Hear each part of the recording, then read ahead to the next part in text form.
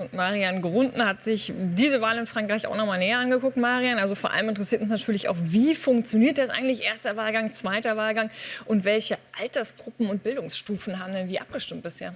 Ja, ganz genau. Da sieht man deutliche Unterschiede, wenn man sich das ganz genau anschaut. Aber da wird vor allem klar, Macron hat sich definitiv verzockt, denn er punktet quasi in keiner dieser Gruppen. Und dieses Wahlsystem, das wollen wir uns noch mal im Detail anschauen, denn das ist noch mal deutlich anders als bei uns in Deutschland. Werfen wir zunächst einen Blick auf das Wahlsystem in Frankreich, um zu sehen, wie es sich auch von Deutschland unterscheidet. Wir sehen es hier. Insgesamt gibt es 577 Sitze in der Nationalversammlung zu vergeben. Den ersten Wahlgang, den es jetzt gab, da haben die Wähler eben abgestimmt. Wenn da zum Beispiel ein zur Wahl stehender Abgeordneter die absolute Mehrheit erreicht, dann kann er direkt ins Parlament einziehen. Das haben aber bei dieser Wahl nur unter 100 Abgeordnete geschafft.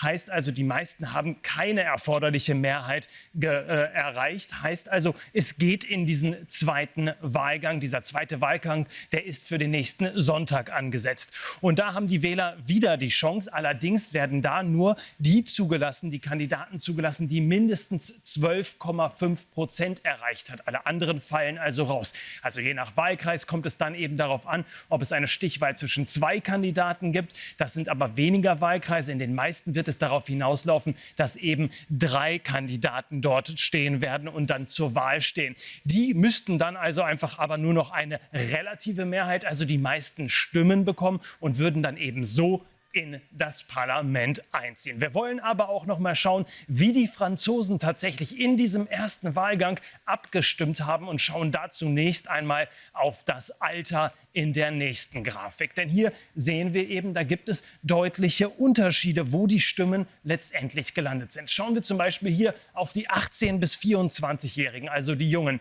Da haben 33% tatsächlich für Le Pen gestimmt, nur 9% für Macron. Der Rest, der entfällt dann hier mit 48% tatsächlich auf das Linksbündnis. Das Ganze wandelt sich etwas, wenn man dann hier auf die 70-Jährigen und älter schaut. Da konnte Macron noch richtig punkten. 32% hat er geholt, Marine Le Pen deutlich weniger, 29% und das Linksbündnis tatsächlich nur 18%. Werfen wir aber eben auch noch mal einen Blick auf den Bildungsgrad der Wähler, denn auch das ist interessant. Auch hier gibt es deutliche Unterschiede. Wir sehen es hier eben, die Wahlentscheidung bei denen, die kein Abitur haben, also unterhalb des Abiturs sind. Da haben 17% für Macron gestimmt, aber eben 49% für Marine Le Pen und 17% dann tatsächlich für das Linksbündnis. Das wandelt sich natürlich auch. Also die Personen, die einen Bachelor oder eine höhere Qualifizierung haben, die haben zu 22% für Macron bestimmt, 22% für die Partei von Marine Le Pen und dann 37%, also der größte Batzen hier,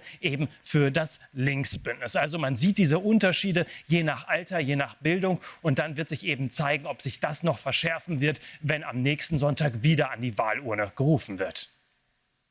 Also, Marie, wir sehen es, da gibt es deutliche Unterschiede. Gerade bei den Jungen konnten die einen oder anderen noch deutlich mehr punkten, als man das gedacht hätte. Ja, und dann wird sich das zeigen, wie das am nächsten Sonntag ausgehen wird. Ja, vor allem Macron muss sich fragen, warum er nirgends so richtig punkten konnte. Sehr spannend, dieser Blick auf die Details, Marian. Danke, bis später.